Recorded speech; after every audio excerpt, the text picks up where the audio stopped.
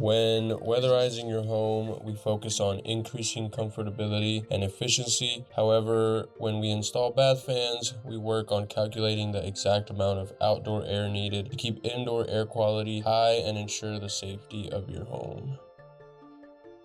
We install Panasonic Whisper fans either in the 110 CFM, 150 CFM, or 190 CFM. The reason we install it is whole house mechanical ventilation.